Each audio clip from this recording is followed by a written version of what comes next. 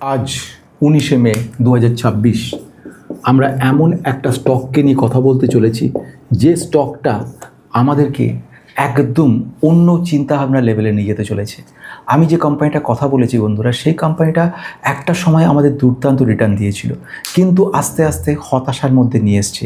আমরা যদি দেখি 50%-এর বেশি ডাউন হয়ে গেছে। কোম্পানিটার 52 উইক হাই ছিল 1434, তার থেকে আজ 52 উইক লোয়ের কাছে চলে গেছে এবং 625-630-এর কাছে ট্রেড করছে। কোম্পানিটার নাম হচ্ছে কেপিআইটি টেকনোলজিস। কেপিআইটি টেকনোলজিসকে নিয়ে অনেকের প্রচুর প্রশ্ন ছিল এবং সত্যি একটা এমনই একটা কোম্পানিটা কিন্তু কোনো আইটি কোম্পানি নয়, এটা এমন একটা কোম্পানি, বিজনেসটা এমন অদ্ভুত ধরনের যে বিজনেসটা কিন্তু আর্টিফিশিয়াল ইন্টেলিজেন্সকে নিয়ে, অর্থাৎ এআইকে সামনে রেখে তৈরি করা একটা আইটি টেক কোম্পানি। যে কোম্পানিটার অটোমোবাইল সিস্টেম, অটোমোটিভ সিস্টেম বা embedded system, software designing development system, এর ওপরে কাজ করা একটা কোম্পানি।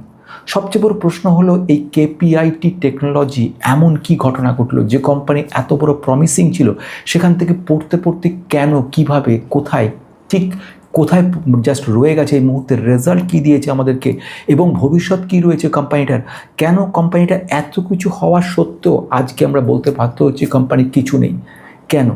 এই সমস্ত প্রশ্নগুলোর উত্তর কিন্তু আজকে আমি এই ভিডিওটার মধ্যে দিতে চলেছি।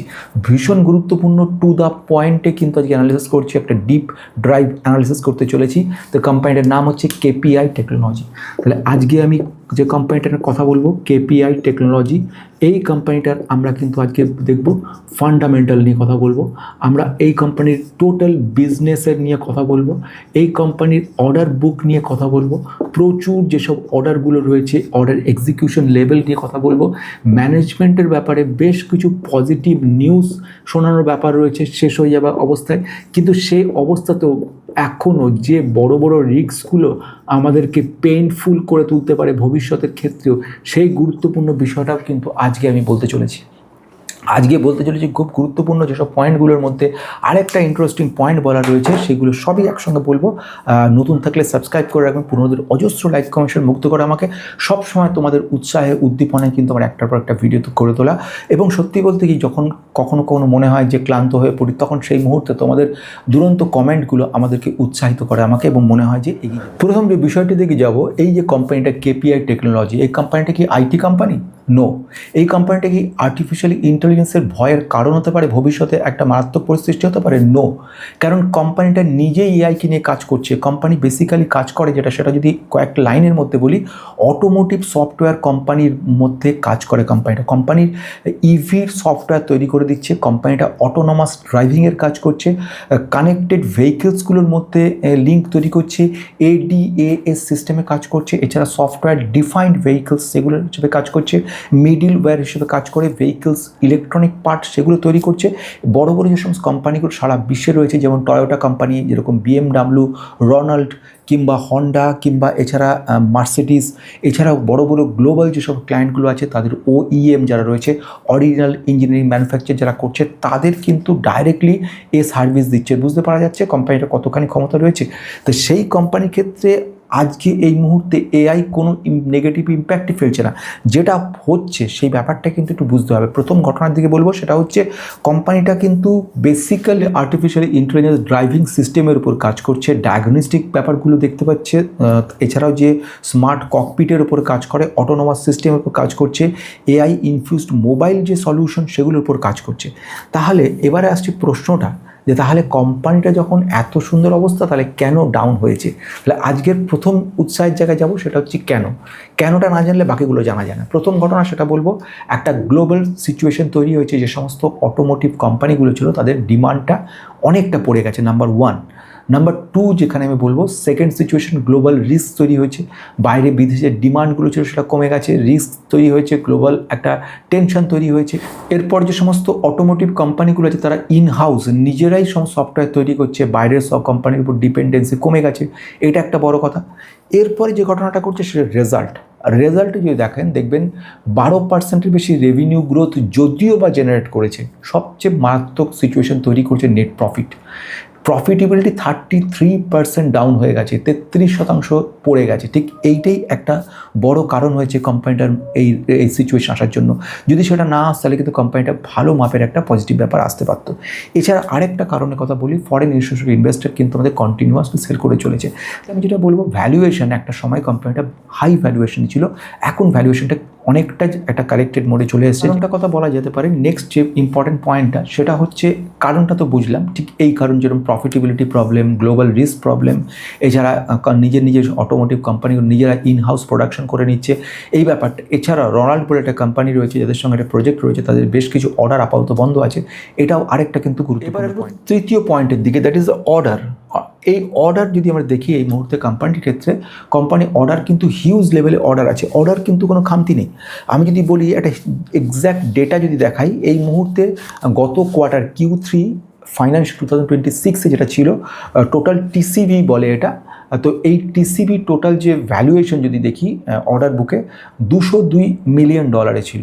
এই মুহূর্তে সেটা হয়ে গেছে কিন্তু Q4-এ যেটা আমরা দেখতে পাচ্ছি 349 মিলিয়ন, মানে মোটামুটি $47 মিলিয়ন অর্ডার কিন্তু শুধু এই কিছুদিনের মধ্যে এসছে। তাহলে অর্ডার বুক নিয়ে কোনো ব্যাপার না। নতুন অর্ডার যেগুলো এসছে ইউরোপিয়ান OEM থেকে এসছে, এছাড়া আসছে ইউএসের অটোমেকার কোম্পানি, সেখান থেকে একটা এসছে, চাইনিজ কানেক্টেড মোবিলিটি প্রজেক্ট কিছু রয়েছে সেখান থেকে এসছে, কমার্শিয়াল ভেহিকলস এবং অটোনোমাস যে সেগমেন্ট রয়েছে সেখান থেকেও কিন্তু অর্ডারগুলো এসছে। এইগুলো তো বুঝে গেলাম। এবারে ম্যানেজমেন্ট তরফ থেকে কী বলছে? ম্যানেজমেন্ট বলছে আমরা খুব বুলিশ রয়েছি এবং ফিউচারে আমাদের গ্রোথ লেভেলটা যথেষ্ট ভালো জায়গায় যেতে চলেছে এবং আমরা ফাইন্যান্সিয়াল 2027-এ আমরা আমাদের যে গ্রোথ যে সিচুয়েশনটা সেটাকে বেটার ওয়েতে প্রুভ করতে পারবো বলে এক্সপেক্ট করছি আমরা।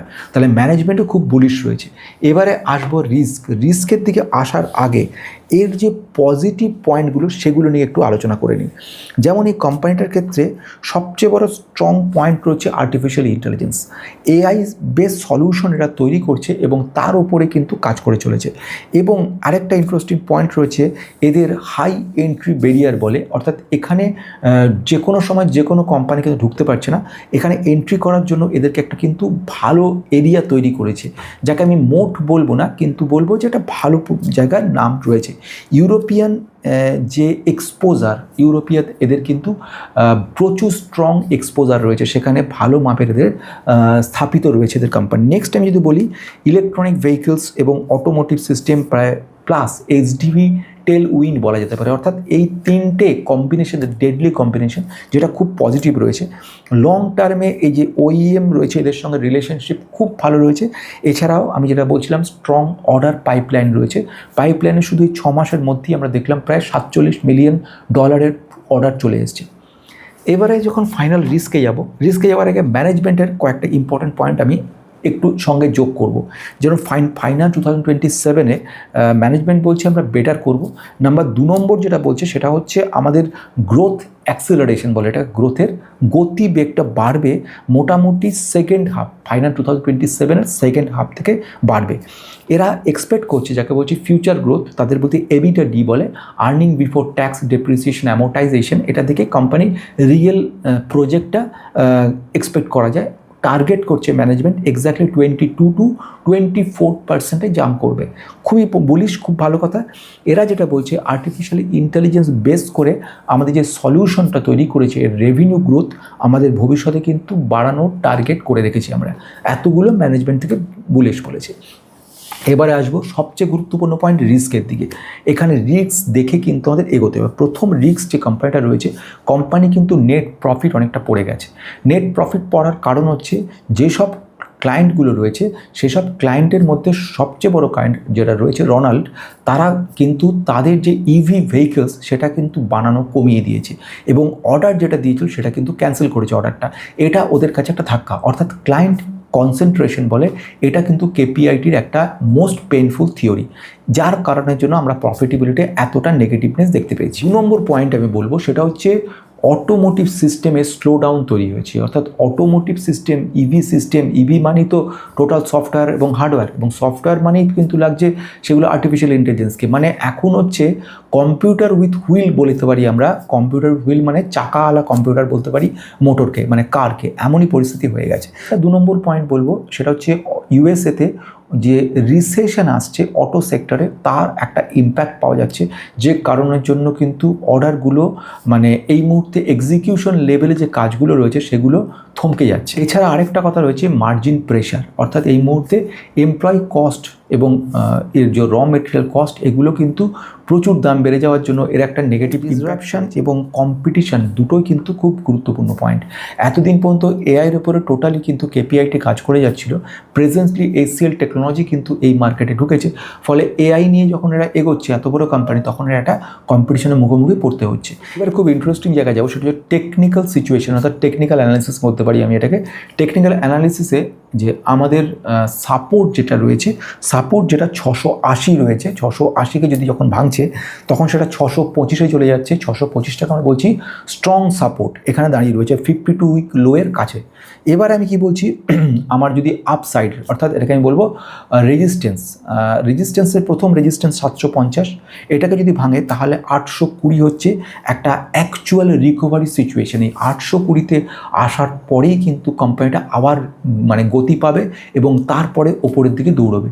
তো এই জায়গাটাকে হচ্ছে most crucial point technical point of view থেকে দেখা যাচ্ছে মোটামুটি। এবার আমি আসবো ফিউচার স্কোপ এবং যে পয়েন্টটা ইম্পর্টেন্ট পয়েন্ট। দেখো, প্রথম ঘটনা হচ্ছে, আমি শেষ করতে গিয়ে যাই এই পয়েন্টগুলো নিয়ে শেষ করছি। সেটা হচ্ছে ফিউচারে কোম্পানিটা কিন্তু যদি শর্ট টার্ম ধরি কোনো প্রফিটেবিলিটি নেই, একটা বড় সময় ধরে আমাদেরকে ওয়েট করতে হবে। কিন্তু যদি আমি ধরে নিই এটাকে লং টার্মে, যেখানে এআই ভবিষ্যতে আরও ভালোভাবে কাজ করবে, অটোমোটিভ সিস্টেমে আরও ডিমান্ড বাড়বে, এর সঙ্গে সঙ্গে রেজাল্টের একটা পজিটিভিটি আসবে, এই সমস্তগুলো যখন একটা ভালো জায়গা নেবে, সঙ্গে সঙ্গে আমরা কিন্তু মার্কেট থেকে এই কোম্পানি থেকে এক্সপেকটেশনটাও বাড়তে থাকবে। অর্থাৎ লং টার্মে আমরা এই কোম্পানি থেকে দুরন্ত প্রফিট পাবো। প্লাস ম্যানেজমেন্ট তরফ থেকে যে সমস্ত কথাগুলো বলেছে সেই অনুযায়ী যদি দেখি, তাহলে কিন্তু কোম্পানিটা লং রানে আমাদেরকে একটা খুব ভালো রিটার্ন দিতে পারে বলে মনে করছি।